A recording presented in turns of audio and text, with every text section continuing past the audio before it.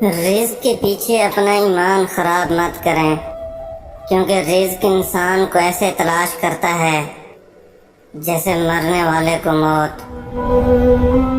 دوستی کا بھرم صرف وہ لوگ رکھ سکتے ہیں جن کے وجود میں سمندر جتنا دل ہو۔ دکھ میں کبھی پچھتاوے کے آنسو نہ بہو، کیونکہ تم وہ خوش نصیب انسان ہو جسے اللہ نے آزمائش کے قابل سمجھا۔ حضرت علی رضی اللہ تعالی نے ارشاد فرمایا، میری 5 باتیں ہمیشہ یاد رکھنا، بہت کامیاب ہو جاؤ گے۔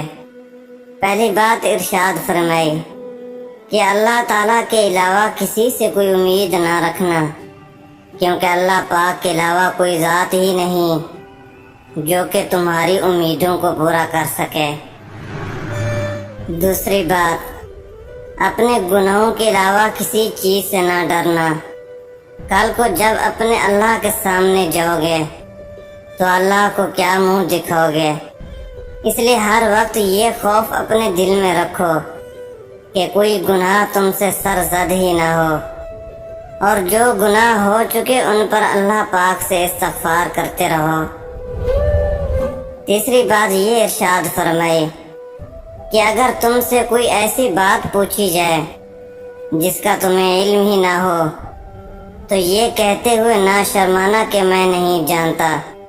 بہت سے لوگ ایسے ہیں جو کہ ایک چیز کے بارے میں نہیں جانتے، پھر بھی تکے لگانا شروع کر دیتے ہیں۔ کسی دوسرے موقع پر حضرت علی رضی اللہ تعالیٰ نے یہ بھی ارشاد فرمایا تھا کہ اس بات کا اقرار کر لینا کہ میں اس بارے میں نہیں جانتا، یہ بھی آدھا علم ہے۔ اور چوتھی بات یہ ارشاد فرمائی کہ جس بات کا تمہیں علم ہی نہ ہو تو اس کے بارے میں علم حاصل کرنے کی کوشش کرو، اور اس کے بارے میں علم حاصل کرو۔ اور آخری بات یہ ارشاد فرمائی کہ صبر کرو۔ ہر حال میں صبر کرنا انسان کے لیے بہتر ہے، اور صبر ایمان کا حصہ ہے۔ بلکہ یہاں تک ارشاد فرمایا کہ صبر کا مقام ایسا ہے جیسا کہ بدن میں سر کا مقام حاصل ہے۔ معلوم ہوا کہ صبر کا مقام ایمان کے ساتھ ایمان کے ساتھ بڑا گہرا تعلق ہے، اس لیے چاہیے کہ صبر کا دامن کبھی نہیں چھوڑنا چاہیے۔ جو ذرا سی بات پر دوست نہ رہے تو سمجھ لینا وہ دوست تھا ہی نہیں۔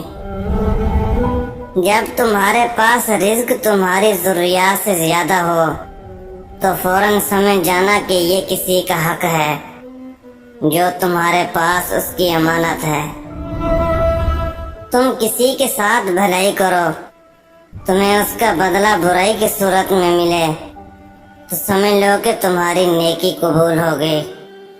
صرف 2 لوگ مقدر والے ہوتے ہیں، ایک وہ جنہیں وفادار دوست ملتا ہے، اور دوسرا جن کے ساتھ ماں کی دعائیں ہوتی ہیں۔ مشکلات ہمیشہ بہترین لوگوں کے حصے میں آتی ہیں، کیونکہ وہ اس کو بہترین طریقے سے انجام دینے کی صلاحیت رکھتے ہیں۔